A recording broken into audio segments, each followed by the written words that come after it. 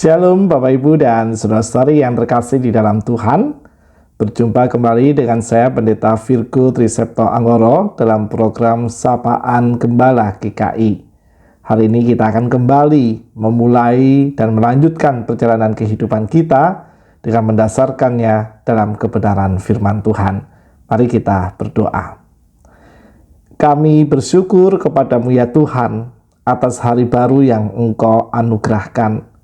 Kami rindu mengawali dan melanjutkan perjalanan kami dalam terang firman-Mu. Kami memohon Engkau hadir dan Engkau memberkati kami dengan firman-Mu, supaya kami memiliki dasar sekaligus pedoman hidup dalam melangkah di tengah situasi dan kondisi kehidupan yang kami peroleh. Tolonglah hamba-Mu ini dalam keterbatasan dan kerapuhan dirinya. Kiranya ia dimampukan untuk dapat membacakan dan menguraikan sabda-Mu kepada kami semua seturut dengan rahmat dan hikmat-Mu. Dalam Kristus kami berdoa. Amin. Saudara-saudari yang dikasihi dalam Tuhan, untuk bacaan Alkitab yang kita baca pada kesempatan hari ini diambil dari Injil Matius 20 ayat 20 sampai 28. Injil Matius 20 ayat 20 sampai 28 akan saya bacakan dalam terjemahan baru edisi kedua. Kemudian datanglah ibu anak-anak Zebedeus serta anak-anaknya itu kepada Yesus. Lalu ia sujud di hadapannya untuk meminta sesuatu kepadanya. Kata Yesus, "Apa yang kau kehendaki?" Jawabnya, "Nyatakanlah supaya kedua anakku ini duduk dalam kerajaan-Mu, seorang di sebelah kananmu dan seorang lagi di sebelah kirimu." Namun Yesus menjawab, katanya, "Kamu tidak tahu apa yang kamu minta. Dapatkah kamu meminum dari cawan yang akan kuminum?" Kata mereka kepadanya, "Kami dapat." Yesus berkata kepada mereka, "Cawanku memang akan kamu minum, tetapi hal duduk di sebelah kananku atau di sebelah kiriku, aku tidak berhak memberikannya. Tempat itu akan diberikan kepada orang-orang yang ditentukan oleh Bapa-Ku." Mendengar hal itu, marahlah ke-10 murid yang lain kepada kedua saudara itu. Yesus memanggil mereka lalu berkata, "Kamu tahu bahwa pemerintah bangsa-bangsa bertindak sebagai tuan atas rakyatnya, dan para pembesarnya bertindak sewenang-wenang atas mereka. Tidaklah demikian di antara kamu. Siapa saja yang ingin menjadi besar di antara kamu, hendaklah ia menjadi pelayanmu. Siapa saja yang ingin menjadi yang pertama di antara kamu, hendaklah ia menjadi hambamu. Sama seperti Anak Manusia datang bukan untuk dilayani, melainkan untuk melayani dan untuk memberikan nyawanya menjadi tebusan bagi banyak orang." Demikianlah pembacaan firman Tuhan. Berbahagialah kita yang selalu merindukan firman Allah dan yang memeliharanya dengan setia dalam kehidupan sehari-hari. Haleluya. Saudara-saudari yang terkasih di dalam Kristus, jika kita mau jujur pada diri sendiri, siapakah di antara kita yang tidak ingin diakui, dihargai, atau menjadi sosok yang penting dalam kehidupan bersama? Setidaknya kita ingin menjadi sosok yang membanggakan di tengah keluarga dan lingkungan tempat kita tinggal. Dan keinginan untuk menjadi besar atau terkenal adalah hal yang sangat manusiawi dalam kehidupan seorang manusia. Namun saudara-saudara yang dikasihi dalam Tuhan, firman Tuhan hari ini mengajak kita untuk merenung sejenak dalam perjalanan di dunia ini. Apakah benar menjadi besar atau terkenal itu menjadi tujuan akhir kehidupan kita di dunia ini, atau justru kita dipanggil oleh Tuhan untuk menjadi pribadi yang konsisten rendah hati dalam hidup sehari-hari?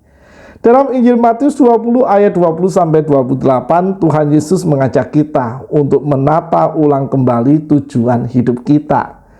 Kisah kedatangan istri Zebedeus bersama kedua putranya, Yakobus dan Yohanes, sebenarnya adalah cerminan dari kerinduan manusiawi kita sendiri. Sang ibu memiliki niat yang sekilas terdengar wajar bagi seorang pewaris kasih sayang. Ia ingin mencarikan dalam tanda kutip panggung bagi anak-anaknya agar kelak mereka memiliki kedudukan penting di antara para murid. Namun dengan lemah lembut sekaligus tegas, Tuhan Yesus mengajak keluarga ini dan tentu juga mengajak kita semua untuk bertanya ke dalam batin kita. Apakah kita sungguh memahami apa yang kita minta? Menjadi pengikut Kristus bukanlah tentang mencari nama besar atau ketenaran. Justru Yesus mengingatkan bahwa panggilan ini erat kaitannya dengan kesediaan untuk memikul salib dan meminum cawan penderitaan demi membangun kesetiaan kita kepada Kristus. Saudara-saudari yang terkasih, melalui pengajarannya Tuhan Yesus ingin kita menyadari mengikut Dia bukanlah sekedar memilih jalan hidup yang nyaman dan penuh kemuliaan duniawi. Panggilan ini ada sebuah keputusan sadar yang mengajak kita untuk bertanggung jawab dan memiliki komitmen sepenuh hati dalam segala situasi dan kondisi kita sebagai seorang pengikut Kristus di tengah-tengah dunia ini. Yesus dengan indah membalikkan logika dunia melalui sabdanya yang berkata, "Tetapi tidaklah demikian di antara kamu. Barang siapa ingin menjadi besar di antara kamu, hendaklah ia menjadi pelayanmu, dan barang siapa ingin menjadi yang pertama di antara kamu, hendaklah ia menjadi hambamu." Matius 20 ayat 26-27 dalam terjemahan baru edisi kedua. Sehingga makna hidup sejati kita sebagai murid Kristus tidak ditentukan oleh gelar, pencapaian, atau status sosial yang melekat pada diri kita. Makna itu justru lahir dari keberanian kita untuk dengan sengaja meneladani Sang Anak Manusia, Yesus Kristus, yang datang bukan untuk dilayani, melainkan untuk melayani dan untuk memberikan nyawanya menjadi tebusan bagi banyak orang.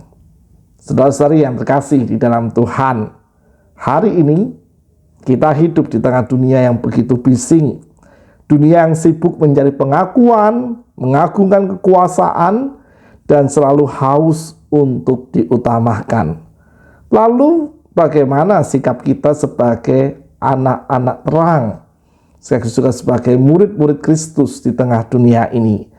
Meminjam pemikiran seorang filsuf yang bernama Søren Kierkegaard, kita sungguh membutuhkan sebuah lompatan iman untuk merespon ajaran Kristus hari ini. Mengapa demikian? Sebab panggilan untuk menjadi pelayan seringkali tidak masuk akal bagi standar kesuksesan dunia.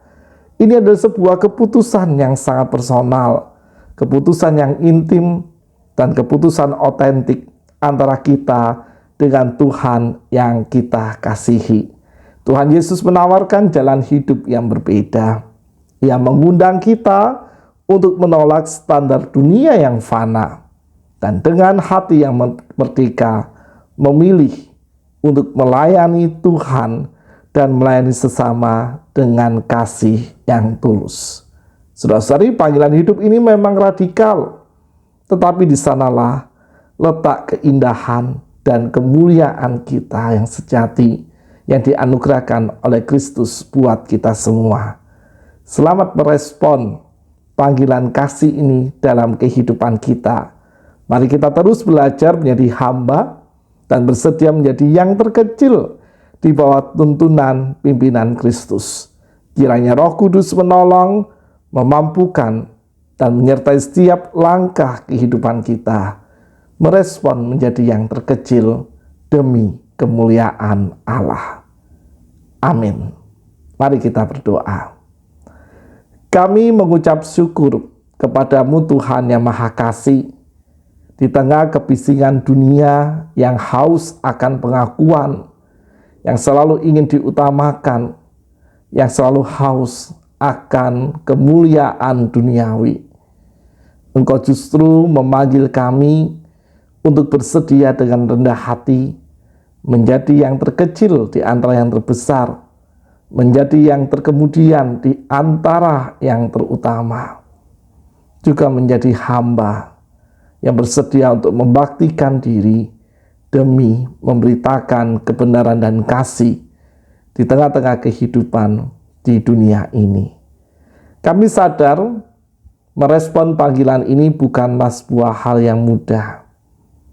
Namun kami tahu kekuatan dan hikmat-Mu selalu hadir di tengah-tengah hidup kami. Oleh karena itu ya Allah, kami memohon Engkau memandu kami supaya kami tetap konsisten menjadi pribadi yang rendah hati untuk merespon panggilan itu. Agar melalui kami kebenaran-Mu diwujudkan, melalui kami kasih-Mu dinyatakan. Dan kiranya ya Allah, dalam kehadiran serta kesaksian kami di tengah-tengah dunia ini, semakin banyak pribadi yang bersedia mengenal dan menerima Engkau sebagai satu-satunya juru selamat di tengah kehidupan mereka. Kami akan melanjutkan setiap aktivitas, karya, rutinitas, dan peran-peran kehidupan yang Engkau percayakan. Kiranya damai sejahtera, kekuatan, perlindungan, dan penyertaan-Mu menolong dan menuntun kami untuk dapat menyelesaikan dan melalui berbagai karya dan pelayanan kami di setiap waktu yang Engkau berikan dengan semangat, dengan tulus, dan dengan sukacita. Dalam Kristus kami berdoa. Amin. Sampai jumpa dalam kesempatan berikutnya. Tuhan Yesus memberkati kita semua.